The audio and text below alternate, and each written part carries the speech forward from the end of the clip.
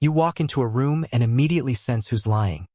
Not because you've studied micro-expressions or rehearsed half-truth reveals, but because something almost supernatural whispers the truth to you.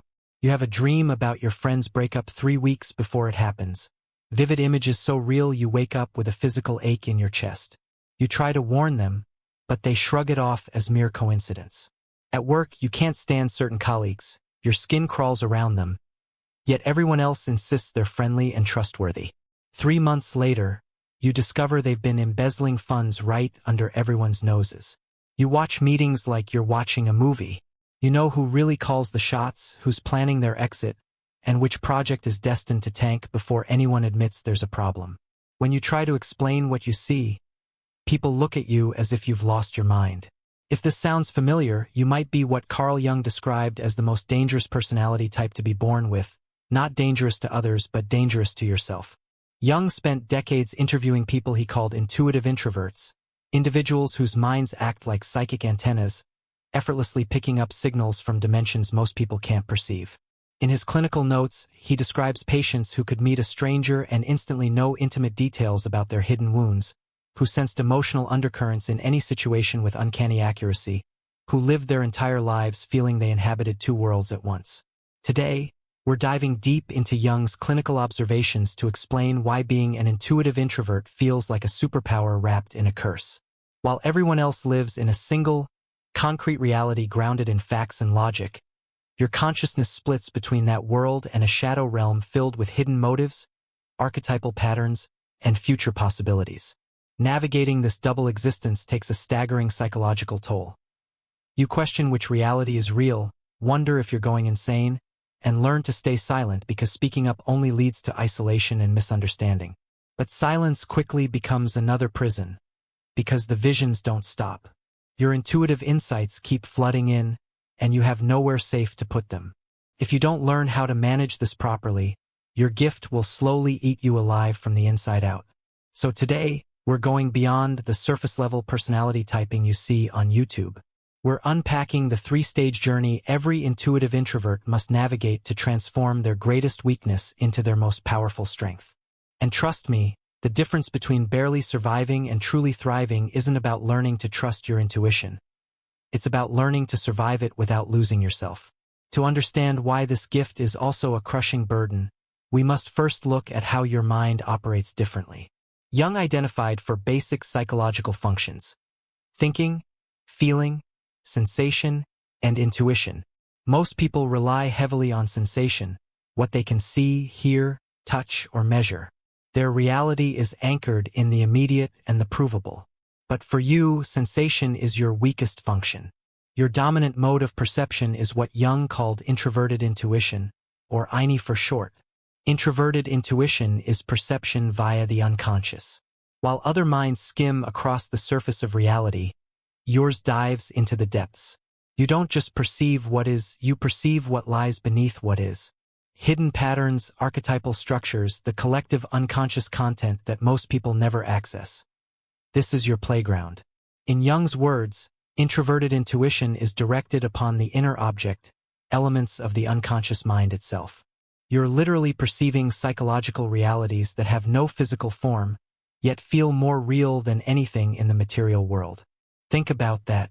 Your primary way of understanding reality is through a function most people don't even know exists. While they're asking what happened, you're asking what does this mean?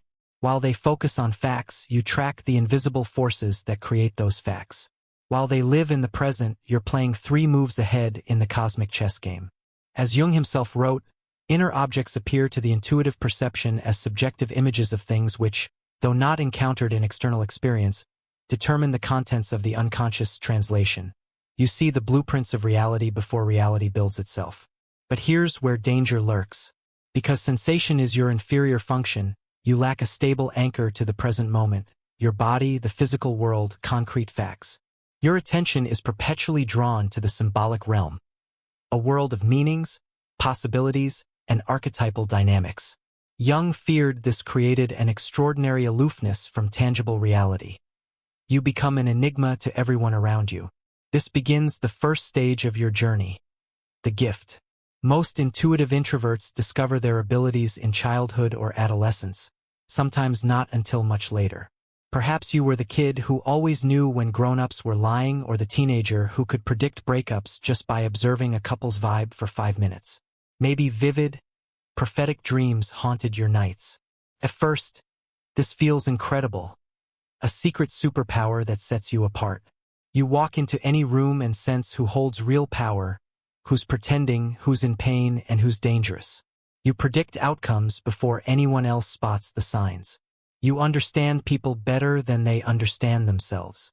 In stage 1, it's like having X-ray vision for the human soul. You see cosmic patterns in everyday interactions, and it feels thrilling.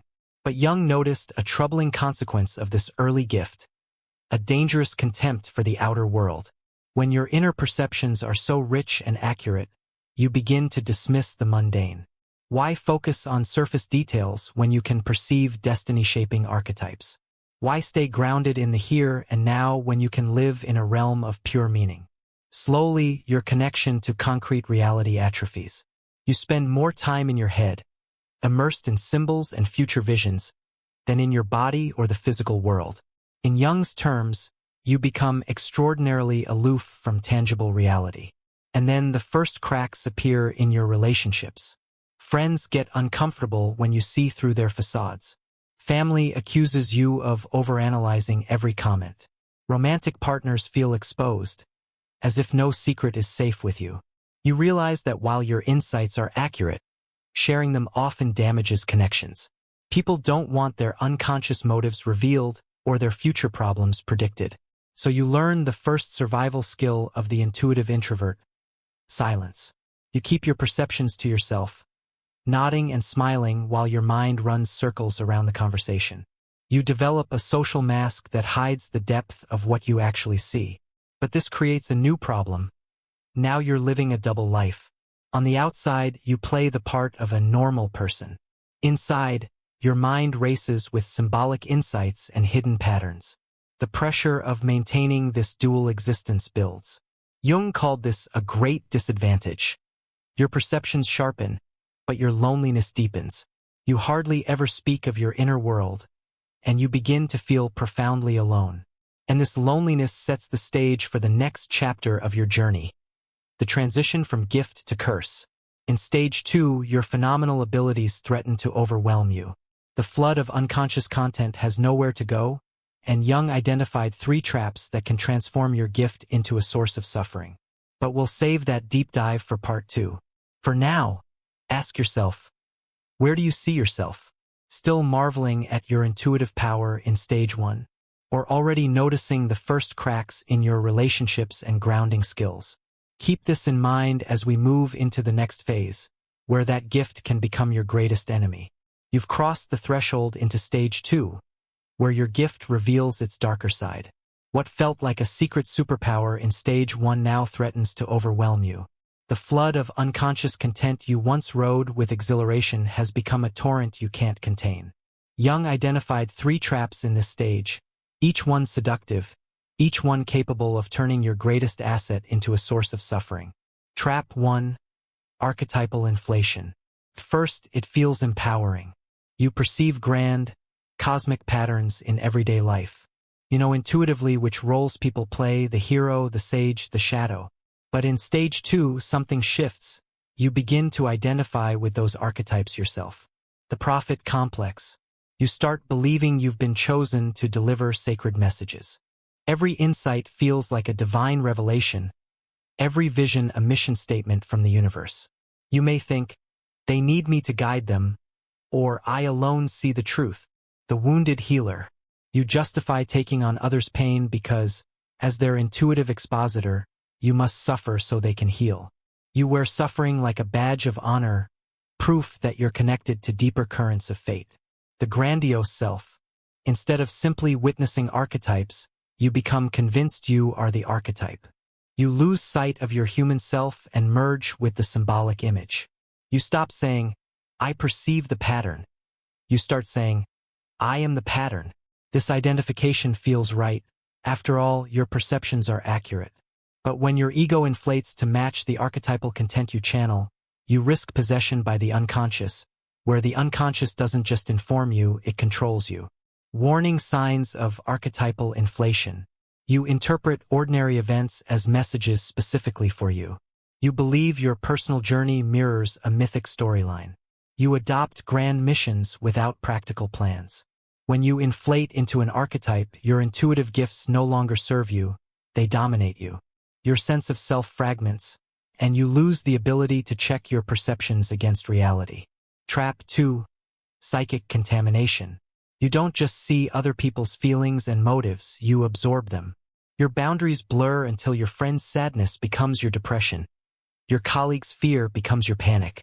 Modern psychology calls this psychic contamination, but Jung saw the same pattern centuries ago. The psychic sponge. You walk into a room heavy with unspoken tension and leave physically drained. You didn't just notice the mood, you carried it out on your shoulders. Boundary breakdown. You forget where you end and others begin. Their emotional baggage becomes your crusade. You spend hours trying to help people process feelings that aren't yours, hoping their relief will lift your inner turmoil. Addiction to being needed. Because your sensitivity is relentless, you cling to roles that validate it. Counselor, confidant, emotional fixer. Being needed temporarily soothes the chaos inside, but it also reinforces the pattern. Absorb, heal, absorb again. Warning signs of psychic contamination. You feel responsible for everyone's emotional state. You can't sleep after an intense conversation. You replay and relive their feelings. You avoid large gatherings, anticipating emotional overload.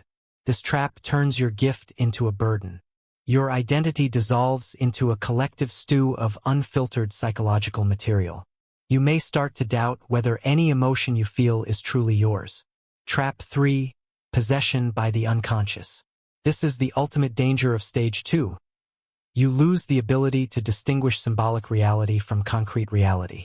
When the line between vision and fact dissolves, you're living in a hall of mirrors.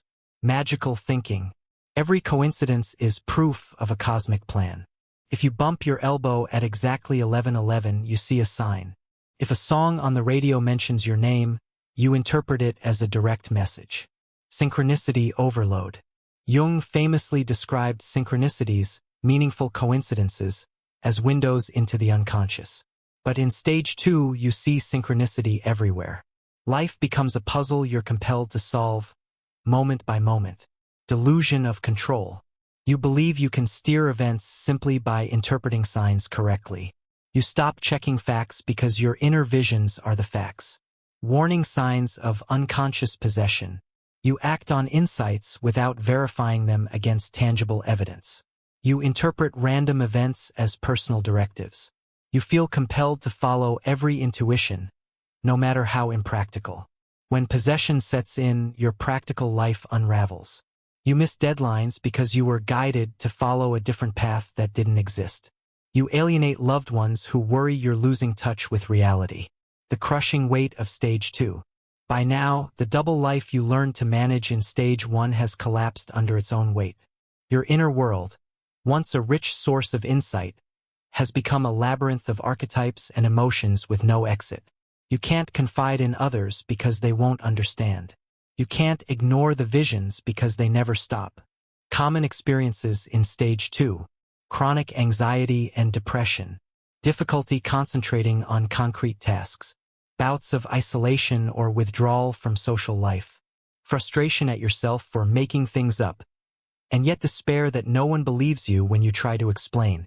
Jung warned that many intuitive introverts never escape stage 2.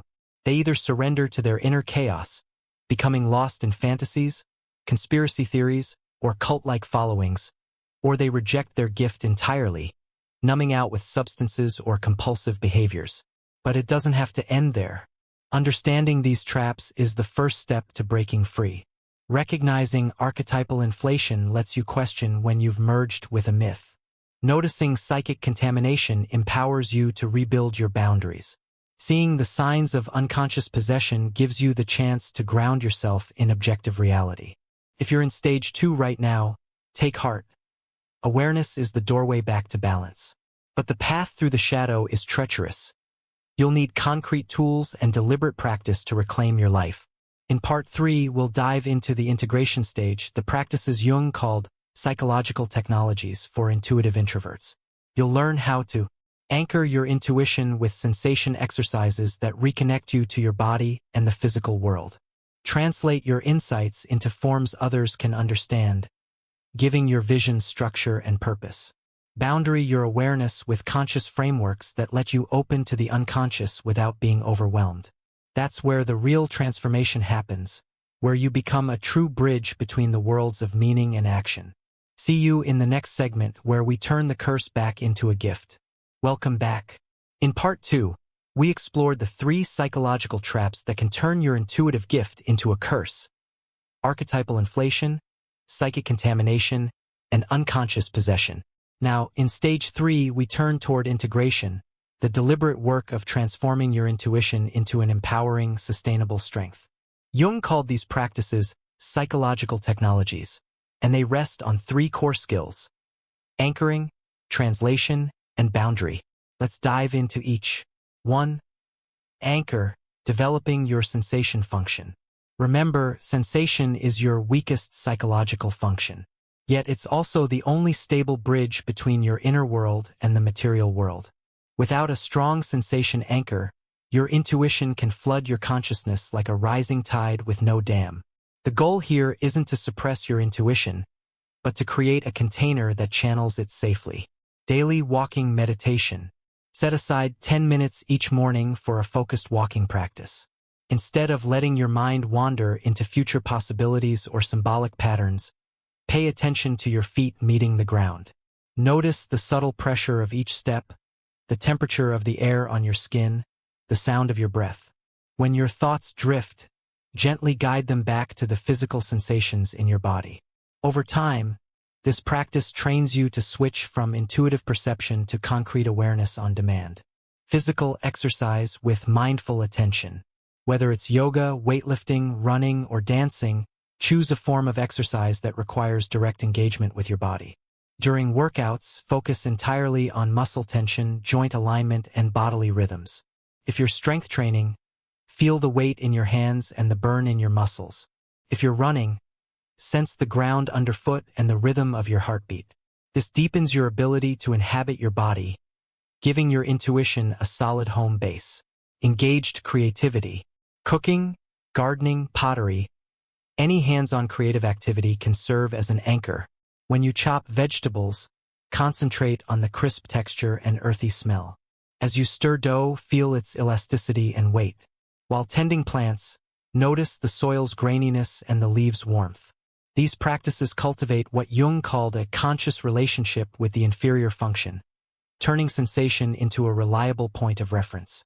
By weaving these activities into your daily life, you build a foundation that keeps overwhelming insights from sweeping you away.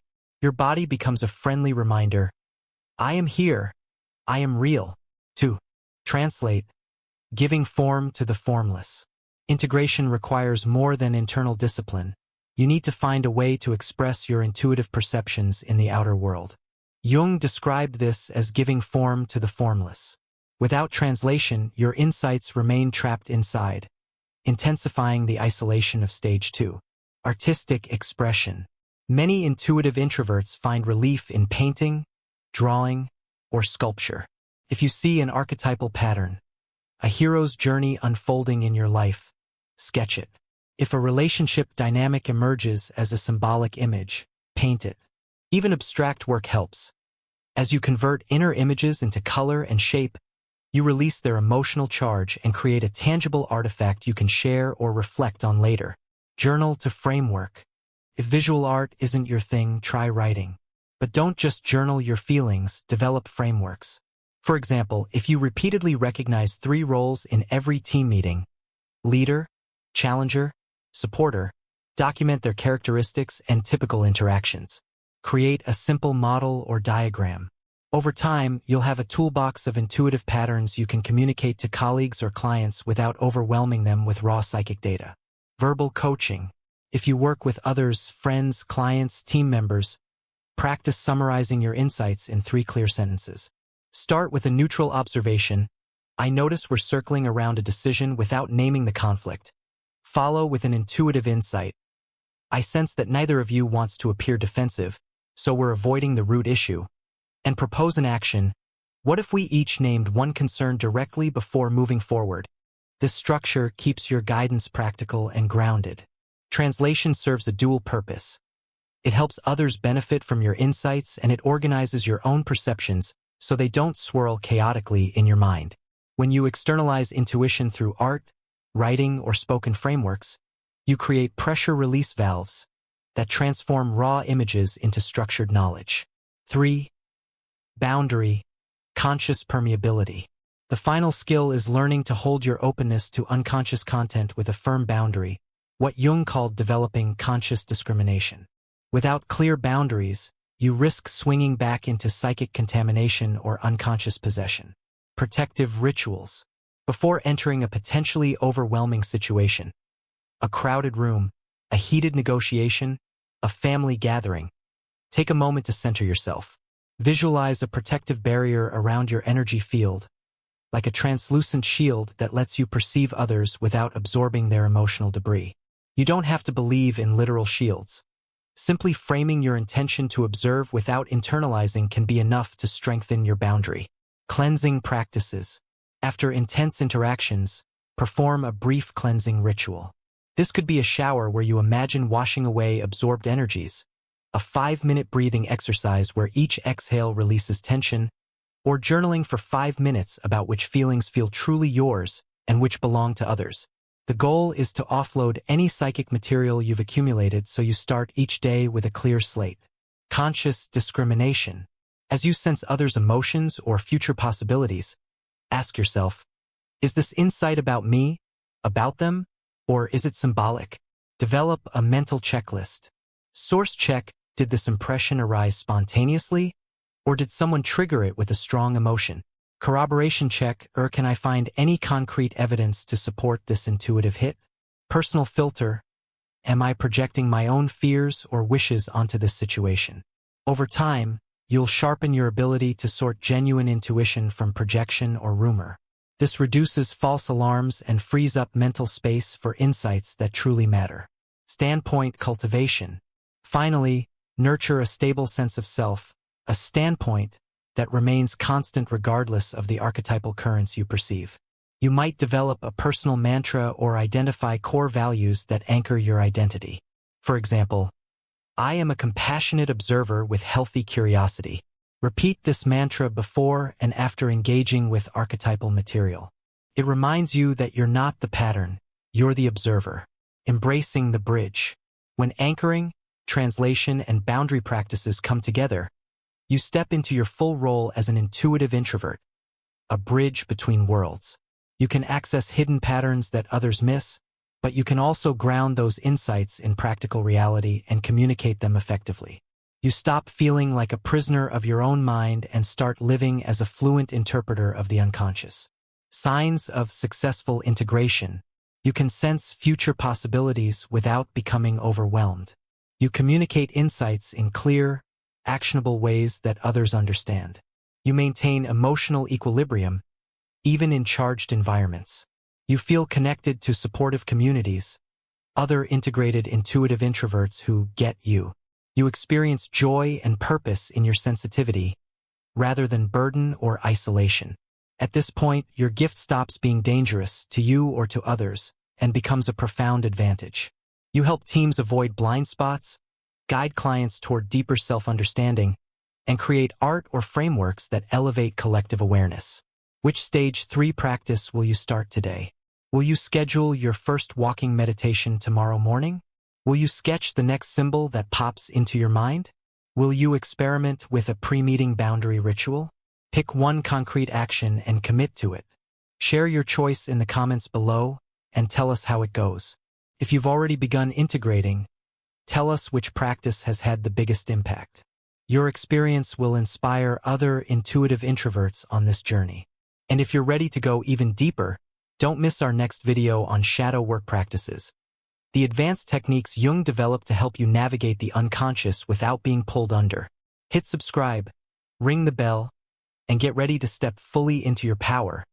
without losing touch with yourself. Remember, the world needs what you can see. With the right tools, your intuition isn't just a burden to survive. It's a responsibility to embrace and a gift to share.